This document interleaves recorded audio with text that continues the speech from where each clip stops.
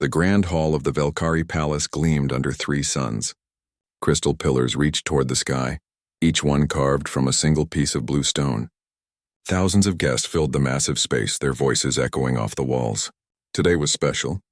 Today, Princess Heywan was getting married. Heywan stood at the center of it all, her crystalline blue skin catching the light. She was 7 feet tall, with 4 arms that moved with natural grace. Her family stood beside her, all warriors, all powerful.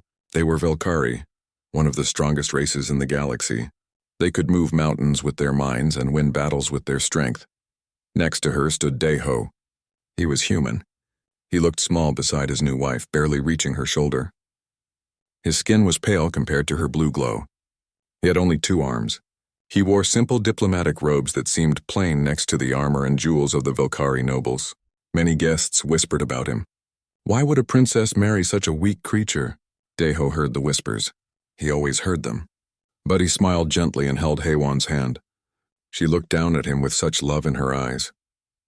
That was all that mattered to him. Well, almost all that mattered. Deep inside, where no one could see, guilt twisted in his chest like a knife. The ceremony ended with traditional Velkari vows. Heywan promised to protect him from all harm. The words made Deho's smile falter for just a moment. Protect him, if only she knew the truth. Later that evening, a feast filled the great dining hall. Long tables stretched the length of the room, covered with food from 100 worlds.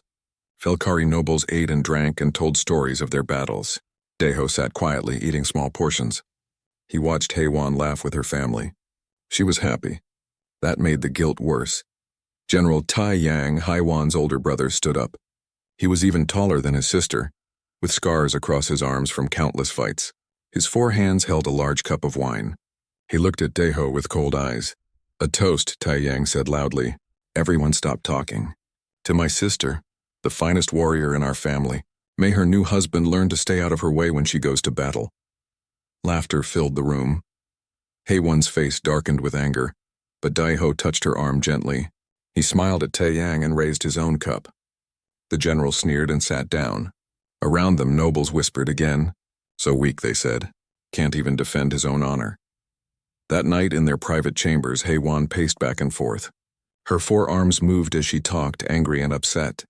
My brother is a fool, she said. He knows nothing about real strength. You are worth 10 of him, Deho. Deho sat on the edge of their bed, watching her. He's just protective of you. I understand. No.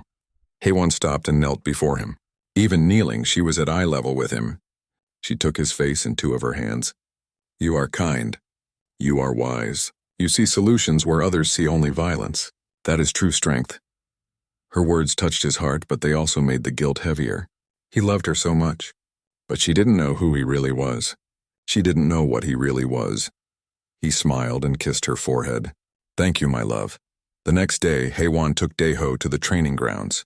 She wanted to show him the Velkari fighting style. Hundreds of warriors practiced there, their movements fast and powerful. They lifted weights that would crush a normal human. They moved so quickly they blurred. Deho stood at the edge watching carefully. His trained eyes saw every movement, every technique. He could do all of it. He could do it better. But he stood still, hands clasped behind his back, looking impressed and a little afraid. Stay close to me, Heywan said, one hand resting protectively on his shoulder. Sometimes the younger warriors get careless. As if summoned by her words, a young warrior lost control of his practice blade. The heavy metal weapon flew through the air, spinning directly toward Deho. Time seemed to slow. Deho saw the blade coming. His body knew exactly how to move. Catch it, deflect it, dodge it, all would be simple. But his cover was more important. Heywan moved like lightning. Her hand shot out and caught the blade inches from Deho's face. The metal rang like a bell. Every warrior in the area stopped and stared. Careful, Heywan roared at the young warrior. Her voice shook with rage and fear. The warrior dropped to his knees, apologizing over and over. Deho let out a breath he'd been holding. Not because of the danger, but because he'd almost moved. Almost revealed himself. He had to be more careful. Are you all right? Heywan asked, her anger replaced by worry. She checked him for injuries, her hands gentle. I'm fine, Deho said softly. Thank you for protecting me. That evening, Deho made an excuse to visit the human embassy. Heywan wanted to come with him, but he convinced her he needed to handle some boring paperwork alone. She kissed him and made him promise to be careful in the city. The embassy was quiet. Daeho walked through empty halls until he reached a secure room. He pressed his hand against a hidden scanner. The wall opened, revealing advanced human technology. A screen lit up showing the face of Commander Wu Jin. Wu Jin was in his 50s with gray hair and sharp eyes. He wore the black uniform of Earth's Guardian Corps. "Report," he said simply. "The marriage is complete," Daeho said. "I have full access to the palace now. The Velkari trust me. They see me as harmless." "Good. That's exactly what we need." "What about the princess?" Daeho hesitated. His jaw tightened. "She loves me. She thinks she's protecting me. Commander, I don't like this. She deserves to know the truth." Wu Jin's expression hardened. "You knew what this mission required when you accepted it. Humanity's survival depends on other species thinking we're weak. If the Velkari knew what we really are, everything changes. You have your orders, Guardian." "Yes, sir," Daeho said quietly. "Remember why we do this. We're not the strongest species in the galaxy, but we're the smartest. We survive by making others underestimate us. The Velkari see a weak diplomat. Let them keep seeing that." The screen went dark. Daeho stood alone in the secret room. He looked down at his hands. These hands had torn through steel. These hands had lifted vehicles. These hands had moved faster than Velkari eyes could follow. But when Heywan held them, they were just the hands of a man who loved his wife. He touched the small device on his neck. It looked like a simple collar, part of his diplomatic uniform, but it was a power suppressor, limiting his strength and speed to human normal levels. It had been on his neck for 2 years. Sometimes he forgot it was there. Sometimes he hated it. When he returned to the palace, Haiwan was waiting for him. She ran to him and hugged him tightly, lifting him off his feet. "You were gone too long," she said. "I was worried." He hugged her back, his arms barely reaching around her. "I'm sorry. I'm here now." She carried him to their room like he weighed nothing, because to her he didn't. She set him down gently on their bed and lay beside him. She was so careful with him, always so careful, like he might break. "I love you," she whispered in the darkness. "I love you too," he whispered back. And he meant it. That was the worst part. He meant it with all his heart. Outside their window, the 3 suns set on Velkar Prime. Tomorrow would bring new challenges. New chances to almost slip up. New moments of watching his wife risk her life to protect him when he could protect himself. New lies wrapped in love. But for now, in the darkness, he held her hand and let himself just be a husband. Tomorrow he would be a spy again. Tonight he was just Daeho, a man who loved his wife more than he loved his secrets. 3 weeks after the wedding, everything changed. Daeho was having breakfast with Heywan when alarms started screaming throughout the palace. Red lights flashed in the hallways. Guards ran past their door, weapons ready. Heywan jumped to her feet, already reaching for her armor. "Stay here," she commanded, her voice sharp with authority. "Lock the door. Don't open it for anyone but me." "What's happening?" Daeho asked, his voice calm despite the chaos. "Emergency War Council. Something bad. I have to go." She kissed his forehead quickly and ran from the room. The door locked behind her with a heavy thud. Daeho waited exactly 30 seconds. Then he activated a device hidden in his sleeve. The palace security systems went blind for 5 minutes. It was a useful Guardian Corps tool. He slipped out of the room and moved through the corridors like a shadow. No one saw him. No one ever did when he didn't want them to. He reached the war room and pressed himself against the wall outside. Velkari hearing was good, but his was better. He listened to every word. The Emperor's voice boomed through the heavy doors. 3 systems gone. The Dravian system, the Kelter colonies, and this morning the Rigel outposts. Billions dead. No survivors, just empty planets with dead cities. "The Void Swarm," General Taeyang said. Daeho heard the fear in his voice. He'd never heard Taeyang sound afraid before. "They're real. The old stories were true. How long until they reach Velkari space?" That was Haiwan. She sounded steady like always. "Our scientists estimate 6 months, maybe less if they keep accelerating." Daeho felt his blood run cold. 6 months. The Void Swarm. He'd read about them in classified Earth files. Ancient, powerful, unstoppable. They absorbed technology and learned from every battle. And they were coming here. He moved away from the door and returned to his room before anyone noticed. He needed to contact Earth immediately. That night, Heywan came back exhausted. Her face was tight with worry. She held Daeho close, all four arms wrapped around him. "There's a threat coming," she said quietly. "Something dangerous. I can't tell you details, but I need you to promise me something." "Anything," Daeho said. "When things get bad, I want you to leave. Go back to Earth, you'll be safe there." Daeho pulled back to look at her face. "I'm not leaving you." "Daeho, please. This isn't like the small conflicts we've had before. This is extinction level. I need to know you're safe. I can't fight if I'm worried about protecting you." Her words cut deep, but not in the way she thought. She was worried about protecting him. Always protecting him. He wanted to tell her the truth right then. Instead, he kissed her. "I'll stay safe," he promised. "But I won't leave you." The next few weeks were tense. The palace became a fortress. Ships arrived every day carrying soldiers and supplies. The Velkari were preparing for war. Daeho watched it all, taking mental notes. He sent reports to Earth every night through hidden channels. Commander Wujin's orders were clear. "Maintain cover. Do not reveal human capabilities. Let the Velkari handle this threat. If they couldn't, Earth would evacuate all human diplomats and seal their borders. The Velkari would face the Void Swarm alone." The orders made Daeho sick to his stomach. These were good people. Heywan was his wife, and Earth was going to abandon them. One afternoon, Taiyang invited Daeho to the training grounds. It wasn't friendly. The general's eyes were cold and calculating. "My sister says you won't leave," Taiyang said, circling Daeho slowly. "She says you want to stay and fight."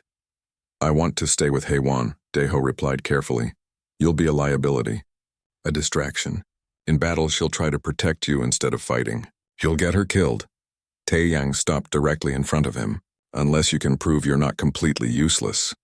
The general handed Daeho a training blade. It was heavy, designed for Velkari strength. Daeho took it with both hands, making it look like an effort. "What do you want me to do?" "Hit me once anywhere. Do that and I'll stop asking you to leave. It was a trap."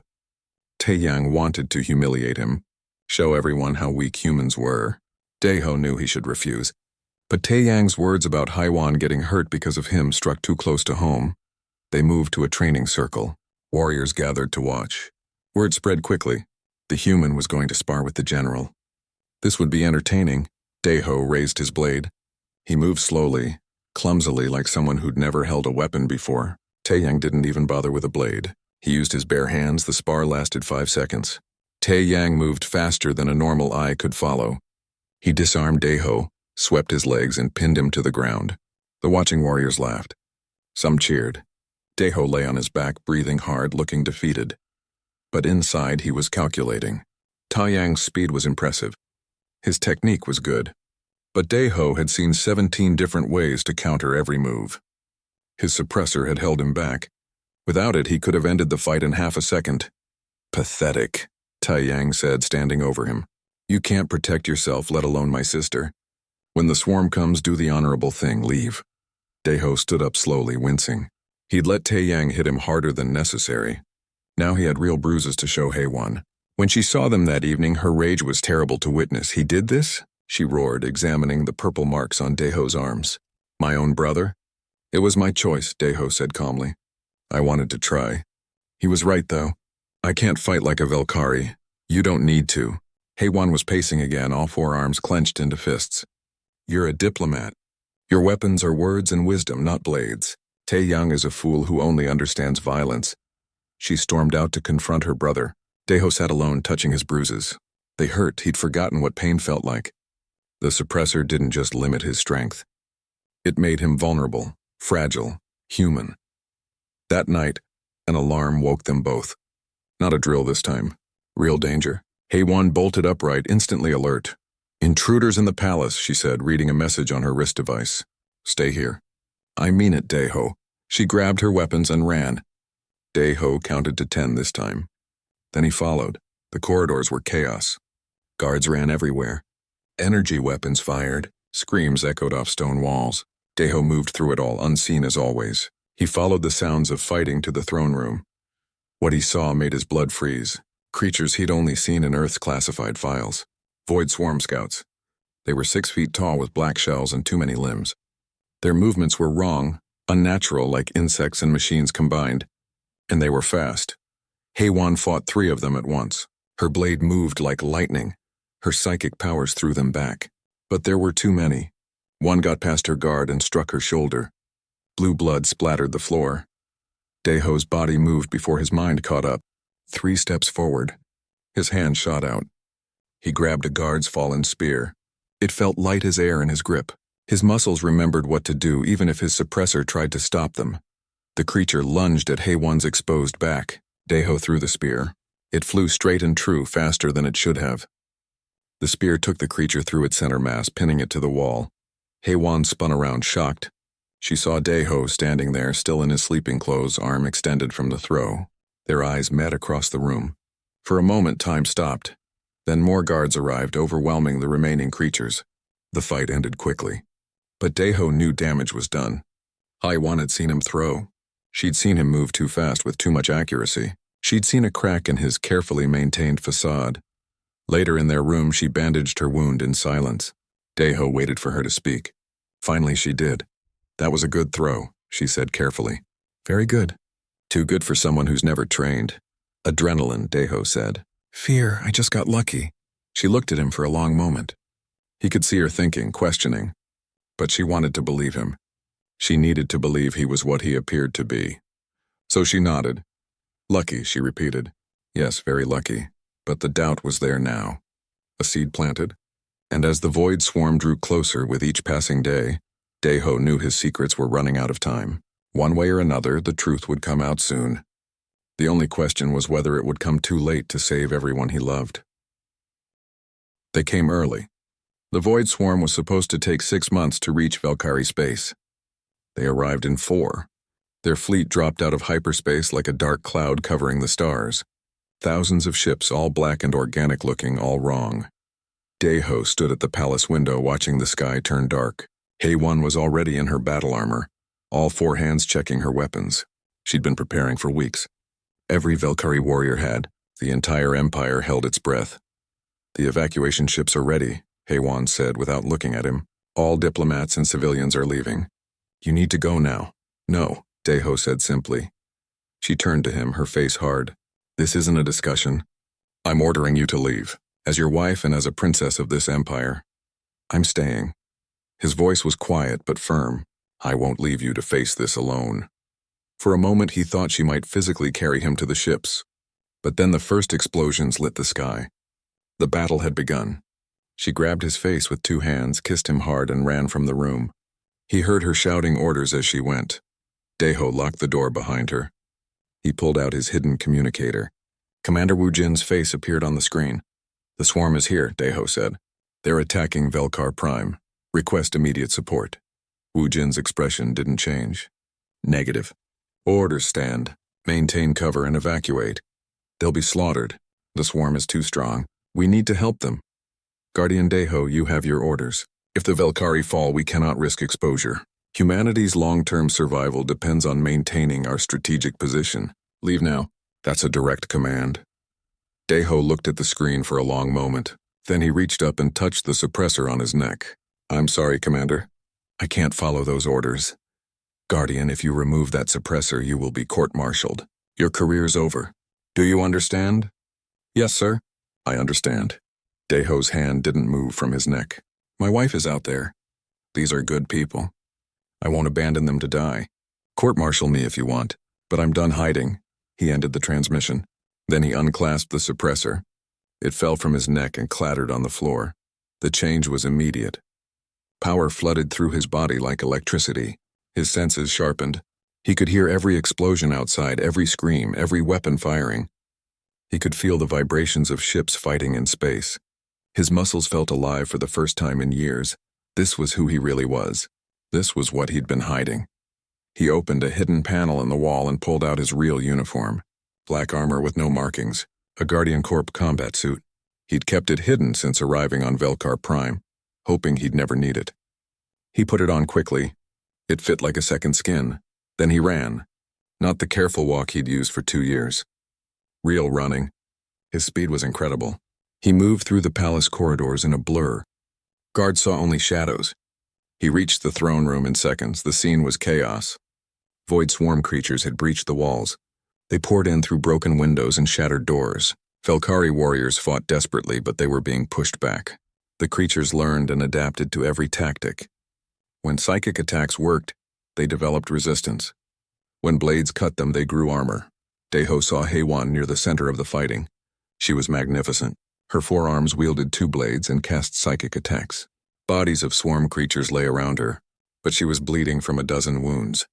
She was tiring.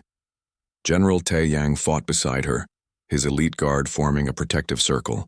But the circle was shrinking. More guards fell every minute. A massive swarm commander, twice the size of the others, pushed through their lines. It had 6-bladed limbs and moved like liquid death. It struck Taeyang across the chest. The general's armor cracked. He fell hard. The creature raised a blade to finish him. 3 guards threw themselves at it. The creature cut through them like they were nothing.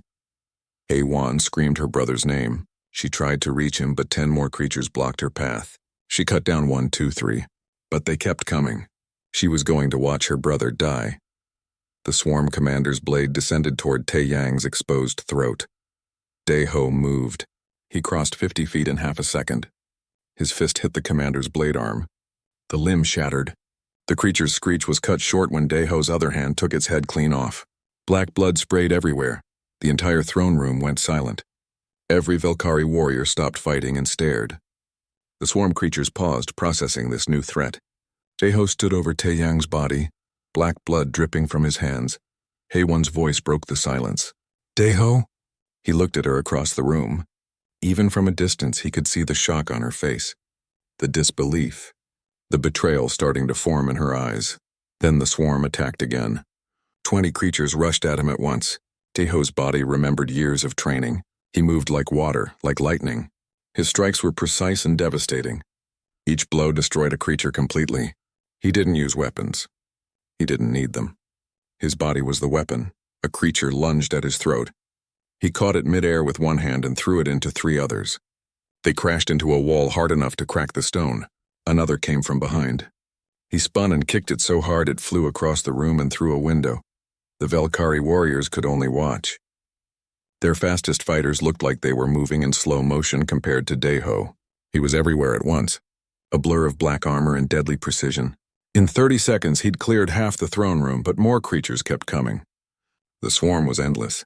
For every one he killed, 2 more entered. Even with his speed and power, he couldn't be everywhere. A group of creatures broke past him and headed for wounded warriors.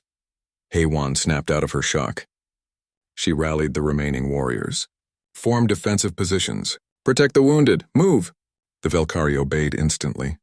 They created a shield wall around their injured.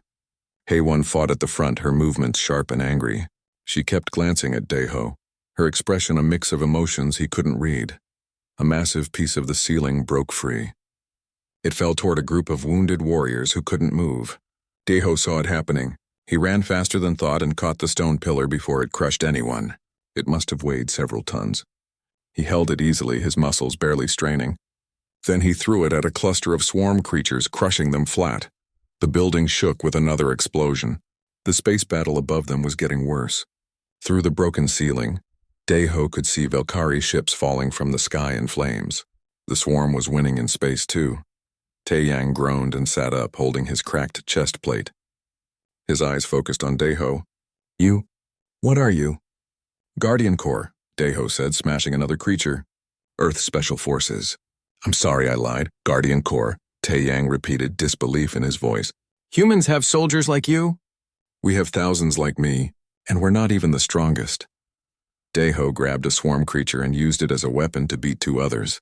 "We've been hiding our capabilities for centuries." Haywan cut her way through the creatures until she stood next to him. Her face was a mask of controlled fury.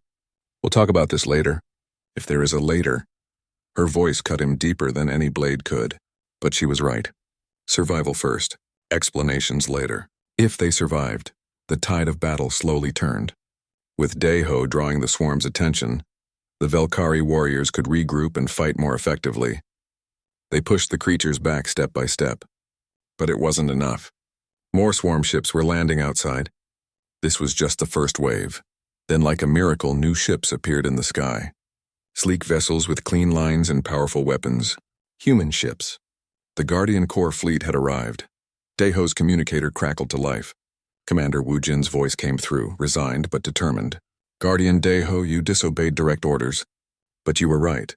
We're not going to let the Velkari fall. All forces engage the swarm. Show them what humanity can really do. The human ships opened fire.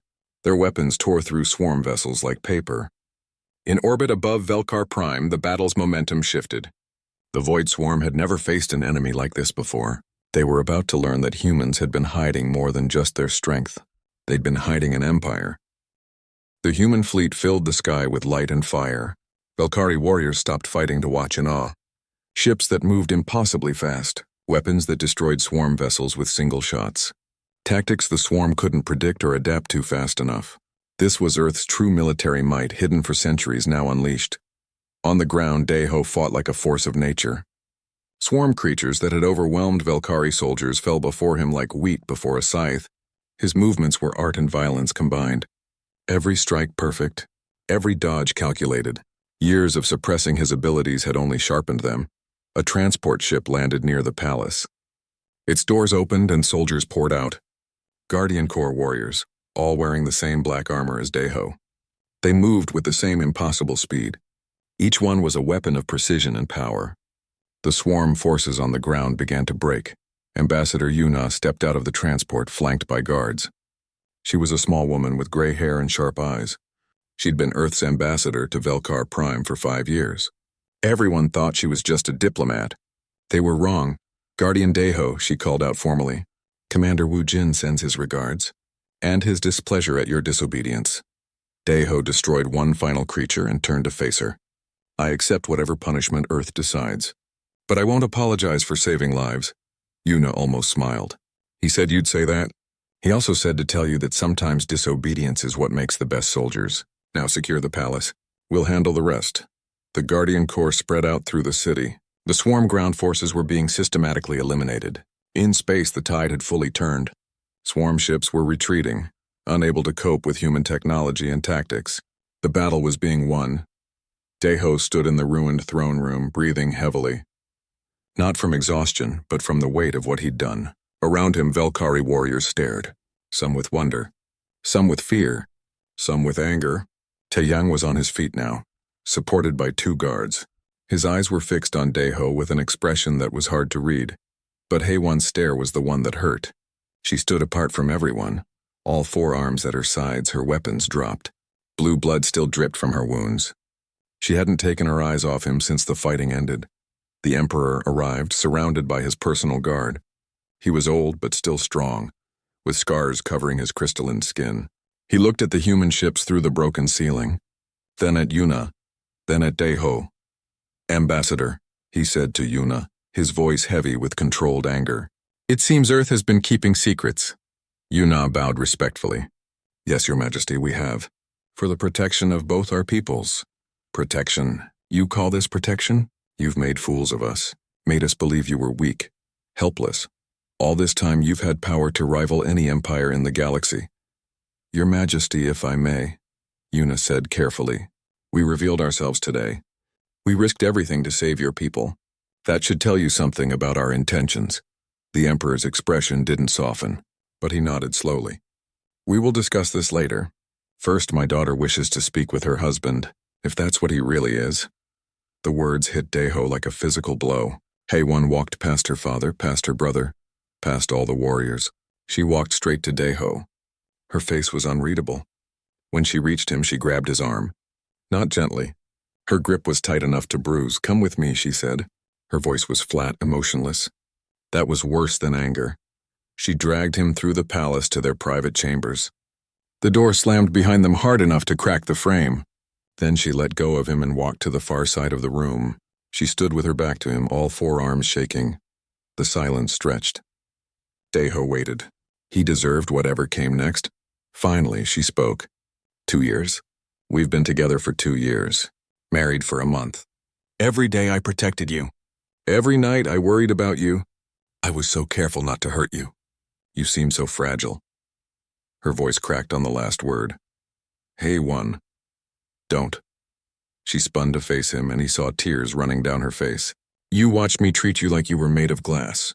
You let me pity you. You let my brother mock you. You let everyone think you were weak, and all of it was a lie. Not all of it, Deho said quietly. My love for you was never a lie. How can I believe that? How can I believe anything you say? You're not even a diplomat, are you? What was your real mission here? Was marrying me part of it? The accusation hurt because part of it was true. I was sent to observe the Velkari. To assess your people, Earth needed to know if you could be trusted as potential allies. But falling in love with you? That wasn't planned. That wasn't part of any mission. That was just you. I couldn't help it. Haywan laughed, but there was no humor in it. You're a spy. You were spying on my family, my people, my empire. And I was so blind I never saw it. I hated it, Deho said, his voice rising. Every day I hated lying to you. I wanted to tell you the truth so many times, but my orders were clear. Humanity's survival strategy depends on other species underestimating us. Why? Why hide? With power like yours, you could rule half the galaxy. Because ruling makes you a target, Deho explained. Earth learned that lesson the hard way long ago. When you're strong, everyone wants to test that strength or take it from you. But when you're weak, people leave you alone. They underestimate you, and that gives you time to prepare to grow stronger without anyone noticing. Haywan paced back and forth, processing this. How many? How many humans like you are there? Guardian Corps has about 50,000 active soldiers. But enhancement isn't just for military. Most humans have some level of genetic and cybernetic improvement. It's just normal for us now, her eyes widened. 50,000. And your ambassador? Yuna was Guardian Corps before she became a diplomat. Most of our ambassadors have combat training. We don't send unprepared people into dangerous situations. So everyone was lying. Every human on Velkar Prime was lying. Yes, Deho admitted. It's policy. First contact protocols require maintaining the facade until Earth leadership decides otherwise. Haywan sat down heavily on their bed. She looked smaller than he'd ever seen her. Vulnerable. I feel like an idiot. The strong princess who married the weak human. Everyone whispered about us. I defended you. I told them you were valuable despite your weakness. And you didn't need defending at all. Deho knelt before her. Your compassion for someone you thought was weaker than you? That's why I fell in love. Not your strength or your title. Your kindness. Your heart. You saw value in someone you believed couldn't fight or protect himself. That made you more beautiful than any amount of power ever could. She looked at him for a long moment. Then she reached out with one hand and touched the spot where his suppressor had been. What was this? A power limiter. It suppressed my strength, speed, and healing to normal human levels. I wore it for 2 years. Every day pretending to be less than I am. It was the hardest thing I've ever done. You could have revealed yourself earlier, when the scouts attacked. When Taiyang hurt you, I had orders. And breaking those orders meant ending Earth's strategy of peaceful obscurity. But when I saw you falling, when I saw you about to die, he paused, his voice thick with emotion. Orders didn't matter anymore. You mattered. You've always mattered more than anything else. Tears flowed freely down Haywan's face now. I don't know if I can trust you again. I don't know if I can look at you the same way. I know, and I'll spend every day for the rest of my life earning that trust back. If you'll let me. She was quiet for a long time. Outside, they could hear the sounds of the city recovering. Human and Velkari working together to clear debris and tend to the wounded. Two species that had been strangers with secrets now forced to face each other honestly. Finally, Haywan spoke. Show me. Show you what? Your real strength. No more hiding. No more pretending. If we're going to rebuild trust, I need to see all of you. The real you. Deho stood and helped her to her feet. He held out his hand. She took it hesitantly. For the first time in their relationship, he didn't pretend to be weaker than her. He let her feel his true strength. And despite everything, despite the hurt and betrayal, that small, honest touch was a beginning. The Void Swarm regrouped faster than anyone expected. They'd been driven back from Velkar Prime, but they hadn't retreated far. Just to the edge of the system, watching and learning. In 3 days, they would attack again. This time, they would be ready for human tactics.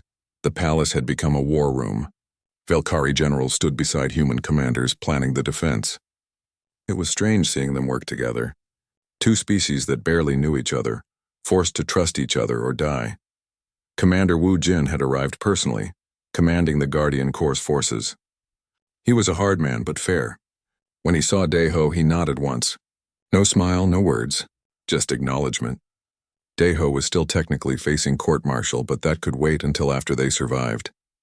Haewon attended every meeting. She stood beside Daeho now, not behind him, protecting him. She'd seen him fight. She'd seen what he really was. Things between them were still tense. She talked to him about strategy and tactics, but the warmth was gone from her voice. The easy affection was replaced with careful distance. General Taiyang was different, though. The proud warrior who'd mocked Daeho now treated him with grudging respect. During one planning session, he even asked for Daeho's opinion on defensive positions. "You saved my life," Taiyang said later when they were alone. "I was wrong about you. About all humans. I let my pride blind me to the truth." "You weren't wrong to be suspicious," Daeho replied. "We were lying to you. To everyone. Yes, but you revealed yourselves to save us. You risked your entire species' strategy to protect people who weren't your own. That means something." Taeyang extended one of his hands. "When this is over, I hope my sister forgives you. You're a better man than I gave you credit for." Daeho shook his hand. The gesture felt heavy with meaning. A bridge being built between two very different peoples. The swarm attacked on the morning of the fourth day. Their fleet was larger this time. They'd called for reinforcements. The sky turned black with their ships. But the combined human and Velkari fleet was ready. Human ships used quantum weapons that disrupted swarm coordination. Velkari ships provided cover with their powerful shields. It was a dance of two different fighting styles, learning to work together in real time. The battle was fierce but organized. On the ground, Guardian Corps soldiers fought alongside Velkari warriors. The contrast was striking. Velkari used raw power and psychic abilities. Humans used precision and technology. Together they were devastating. Daeho and Haewon fought side by side. It was the first time they'd truly fought as equals. She moved like a whirlwind, forearms wielding death. He moved like a ghost, striking from impossible angles. They covered each other's weaknesses without needing to communicate. Some things went deeper than words, but the swarm's mothership remained untouched in high orbit. It was massive, the size of a small moon. As long as it survived, the swarm would keep coming. It had to be destroyed. "We need to board it," Commander Wu Jin said during a brief pause in fighting. "Plant explosives in the core and blow it from the inside. But getting through its defenses will require someone who can move fast and survive in hostile conditions." Everyone in the command room knew what that meant. It was a suicide mission. One person might make it in. They definitely wouldn't make it out before the ship exploded. "I'll do it," Daeho said immediately. "No." Haewon's voice was sharp. "Absolutely not." He looked at her. For the first time in days, real emotion showed on her face. Fear. "I'm the best choice," he said gently. "Guardian Corps training includes vacuum survival. My armor can sustain me longer than anyone else's, and I'm fast enough to complete the mission before the swarm realizes what's happening. There has to be another way. There isn't. You know there isn't." He stepped closer to her. "This is what I was trained for. Let me do this." Haewon's four hands clenched into fists. She wanted to argue.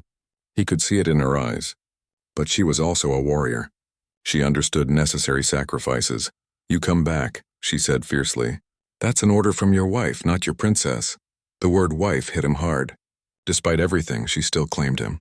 He nodded, not trusting himself to speak. They gave him the best explosives Earth had, small but powerful, designed to tear apart molecular bonds. He loaded them into a pack and boarded a stealth shuttle. 6 other Guardian soldiers came with him. They would create distractions while he reached the core. The approach was terrifying. The mothership's weapons could have destroyed them easily. But Velkari's ships drew its fire, sacrificing themselves to give the shuttle an opening. Human pilots threaded through impossible spaces. Somehow they made it through. The inside of the ship was nightmare made real. Organic walls pulsed like living flesh. Swarm creatures moved through corridors that shifted and changed. It was hot and dark and wrong. But Daeho had trained for wrong. He'd trained for impossible. His team split off, drawing defenders away. Daeho ran deeper into the ship. His armor's sensors guided him toward the massive power signature at the core. Creatures tried to stop him. He killed them without slowing down. Nothing would stop him. Not today. The core room was huge, filled with pulsing energy and biological machinery. At its center, a massive crystal held everything together. Daeho placed his explosives carefully around it. The swarm realized what he was doing. Hundreds of creatures poured into the room. He activated the timer. 30 seconds. Not much time. He ran for the exit, fighting through waves of defenders. His armor took hits. Warning lights flashed. 20 seconds. He was still too deep in the ship. An explosion behind him threw him forward. The swarm had triggered something, trying to stop him. The corridor collapsed. He was trapped. 15 seconds. HFY's face flashed in his mind. Her smile. Her laugh. The way she looked at him with such love before she knew the truth. He couldn't die here. He wouldn't. HFY grabbed the collapsed wall and pulled. Metal and organic material shrieked. His muscles burned. His armor's power cells screamed warnings. He didn't care. The wall gave way. 10 seconds. He ran faster than he'd ever run before. The ship was dying around him. Floors gave way. Ceilings fell. 5 seconds. He saw daylight. An opening blown in the hull by the earlier fighting. 4 seconds. He jumped. The explosion caught him mid-air. The blast wave threw him into space. His armor saved him. Barely. He tumbled through vacuum, unable to control his trajectory. Ships battled all around him. He couldn't breathe.